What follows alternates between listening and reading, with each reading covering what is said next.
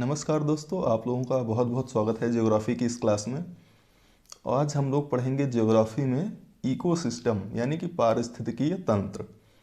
तो अभी पहले कुछ करने से पहले, आगे बढ़ने से पहले आप सभी लोगों को मैं बता दूं कि अगर आप चैनल पर नए हैं तो चैनल को सब्सक्राइब कर लीजिए और वीडियो को लाइक कर दीजिए।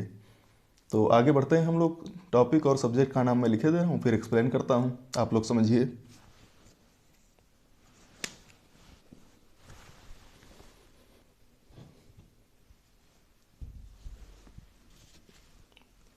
सब्जेक्ट है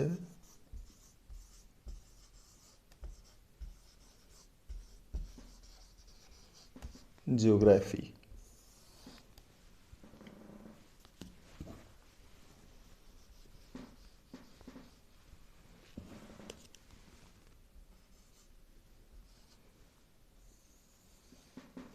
पढ़ना क्या है हम लोगों को आज? इकोसिस्टम।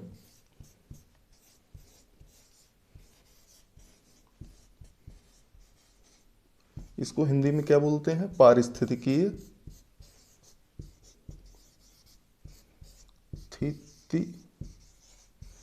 की तंत्र।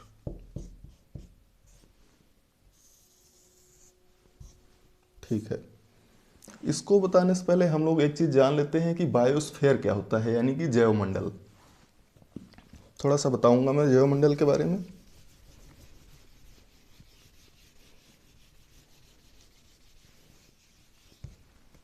अगर कोई पूछे कि बायोस्फीयर किसको कहते हैं तो फिर आप लोग हिंदी या इंग्लिश में कुछ भी बता सकते हैं कि बायोस्फीयर जो या जैवमंडल होता है, पृथ्वी के चारों तरफ इर्द गिर्द फैला हुआ एक प्रकार का आवरण है जो कि हमारे जीवन को संभव बनाता है। यानी कि biosphere is an envelope, you can say, that surrounds the earth and makes the life of plants and animal possible। ये होता है हमारा इकोसिस्टम यानी कि या फिर बायोस्फीयर। किन किन घटकों का होता है बायोस्फीयर? बायोस्फीयर के घटक क्या हैं? Components of biosphere. फर्स्ट है लिथोस्फेयर यानी स्थलमंडल। सेकेंड है एटमॉस्फेयर यानी कि वायुमंडल। थर्ड है हाइड्रोस्फेयर यानी कि जलमंडल। इनका जो कॉम्बिनेशन होता है इसको बोलते हैं बायोस्फीयर या जैवमंडल। बायोस्फीयर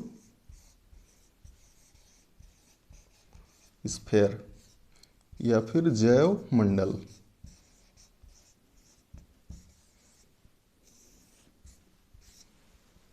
ये क्या होते हैं? तीनों घटक अबायोटिक होते हैं, अजैविक होते हैं, लेकिन इनका जो कॉम्बिनेशन होता है बायोस्फीयर, इसमें बायोटिक एंड अबायोटिक यानी जैविक और अजैविक दोनों ही घटक आते हैं। तो ये होता है बायोस्फीयर।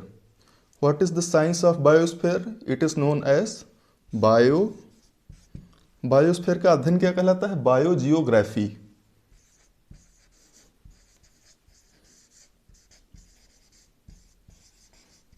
ये हो गया बायोजियोग्राफी, जिसमें कि प्लांट्स यानी कि बायोटिक कंपोनेंट और अबायोटिक कंपोनेंट के बीच इंटरेक्शन होता है, यानी कि क्रिया प्रतिक्रिया होती हैं जिसके फलस्वरूप जीवन संभव होता है। ये थोड़ा सा डिस्कशन हो गया हमारा जैवमंडल के बारे में।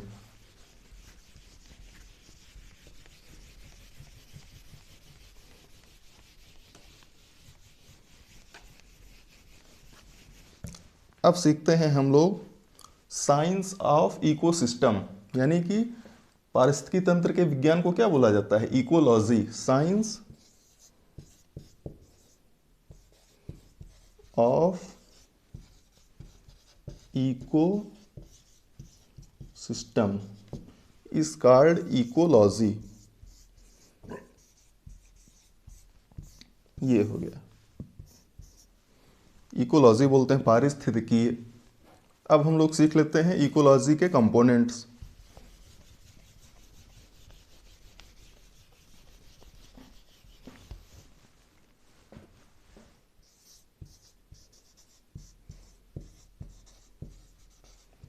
Components of ecology. पारिस्थितिकी तंत्र के घटक कौन कौन से होते हैं? अभी भी बताया हमने। फर्स्ट होता है एनर्जी कंपोनेंट यानी ऊर्जा घटक। Energy component. सेकंड होता है बायोटिक कंपोनेंट यानी जैविक घटक, बायोटिक कंपोनेंट। थर्ड होता है अबायोटिक कंपोनेंट।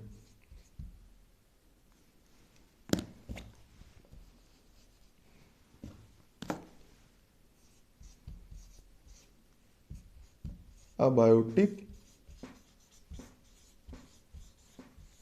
कंपोनेंट, इनको क्या बोलते हैं? ऑर्गेनिक कंपोनेंट और लिविंग कंपोनेंट।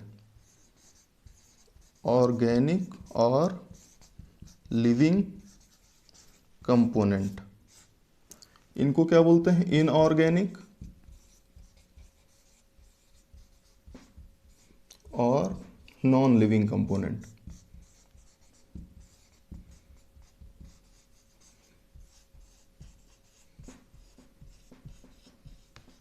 ये हो गया इनऑर्गेनिक और नॉन लिविंग कंपोनेंट। ठीक है।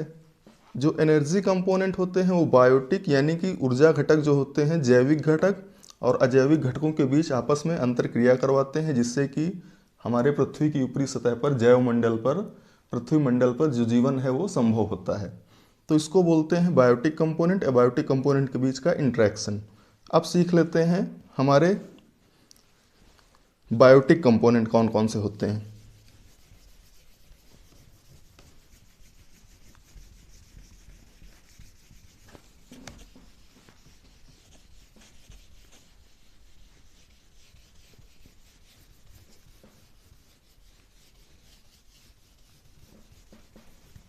Biotic components.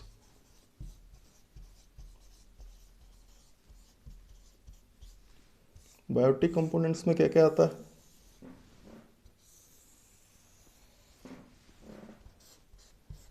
सबसे पहले producers,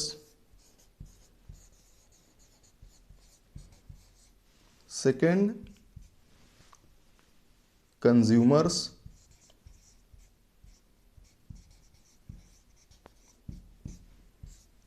producers, consumers and decomposers.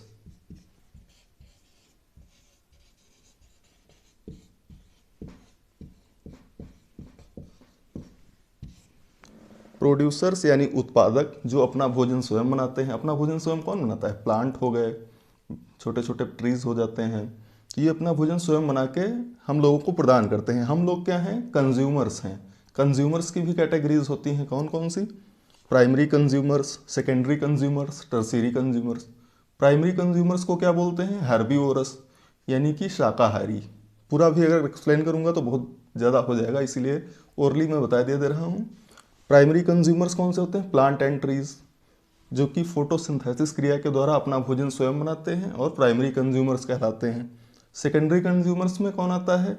जो प्राइमरी कंज्यूमर्स को खाते हैं, जैसे कि भैंस हो गई और हिरन हो गया। ये घास है, जैसे घास को खाएगा, घास अपना भोजन स्वयं बनाती है, घास को खाते हैं। टर्शियरी कंज्यूमर्स कौन आते हैं? कौन किसको कहते हैं? जो कि सेकेंडरी कंज्यूमर्स को खाते हैं, यानी कि जैसे जंगली लोमड़ी हो गई, शेर हो गया, ये सब आते हैं टर्शियरी कंज्यूमर्स में। डिकम्पोजर्स क्या होते हैं? ये प्रोड्यूसर्स और कंज्यूमर्स के बीच की एक चेन जो होती है उसको कंप्लीट करते हैं। जैसे कि जैसे प्लांट्स डाई हुए, कंज्यूमर्स डाई हुए, तो उनको खा के न्यूट्रिएंट्स में बदल देते हैं, घटकों में, जो कि फिर से प्लांट्स के द्वारा अवशोषित कर लिए जाते हैं, फिर से यही चक्र चला करता है। तो इसको क्या बोलते हैं? फूड चेन, फूड वेब और फूड चेन। अब देख लीजिए फूड चेन क्या होता है, लेकिन उससे पहले आप लोगों को मैं बताऊंगा कि ट्रॉफिक लेवल क्या होता है। ट्रॉफिक लेवल देख लीजिए आप लोग।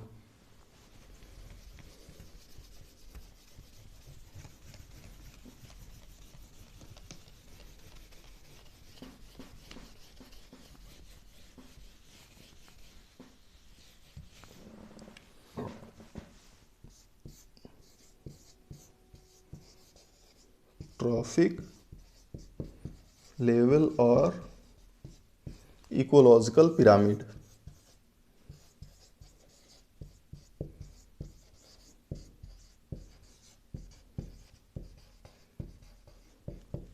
इकोलॉजिकल पिरामिड क्या होता है इकोलॉजिकल पिरामिड? सबसे बेस पर कौन होगा इकोलॉजिकल पिरामिड के?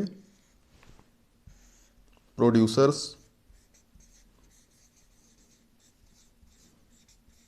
अगर कोई पूछे कि मैन क्या होता है, आदमी क्या होता है, तो आदमी होता है ओमनीवोरस यानी सर्वाहारी, आदमी सब कुछ खा लेता है। प्रोड्यूसर्स होगा सबसे नीचे ट्रॉफिक लेवल में, इसके ऊपर प्राइमरी कंज्यूमर्स,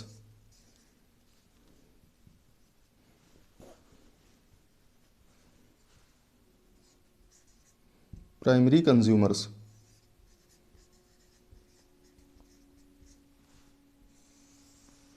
इसके ऊपर सेकेंडरी कंज्यूमर्स,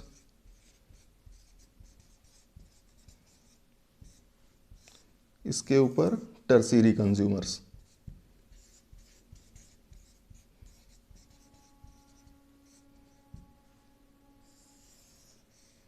ठीक है, इसको बोलते हैं इकोलॉजिकल पिरामिड।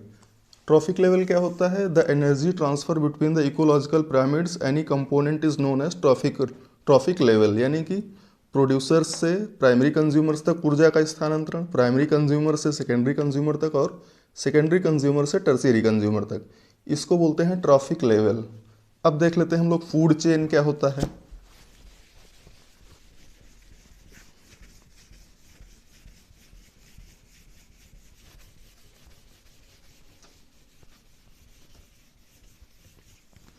फूड चेन यानी कि खाद्य जाल, food chain and food web. जैसे प्राइमरी कंज्यूमर्स हो गया हमारा ग्रास, सॉरी प्रोड्यूसर। ग्रास कौन खाता है? ग्रासोफर,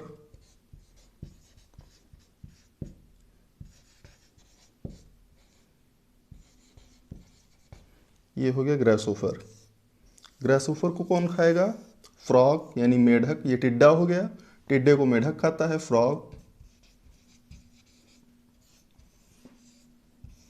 फ्रॉग को कौन खाता है? स्नेक, मेढक को सांप खा लेता है।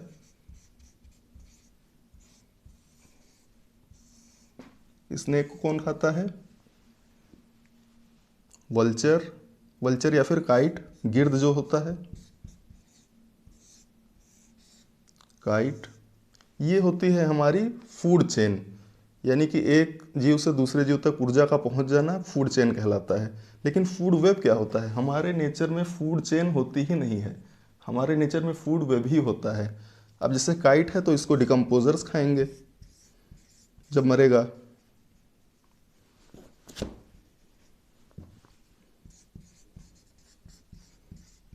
डिकम्पोजर्स और घटक जो होते हैं।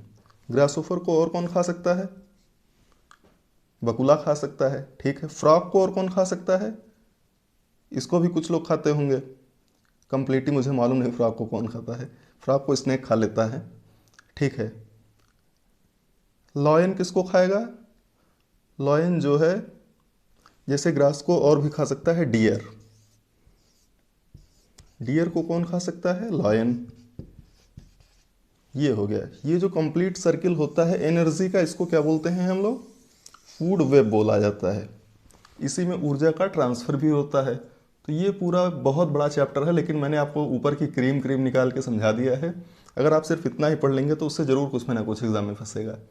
तो मुझे लगता है कि क्लास ओवर करना चाहिए। तो अगर आप अभी चैनल पर नए हैं तो चैनल को सब्सक्राइब कर लीजिए और बेल आइकन को प्रेस कर दीजिए, जिससे आगे आने वाले वीडियो की हर नोटिफिकेशन आपको पहुंचती रहे। क्लास कैसा लगा कमेंट बॉक्स में ज़रूर बताइए। Thank you so much, very very best, wish you all the best, thank you.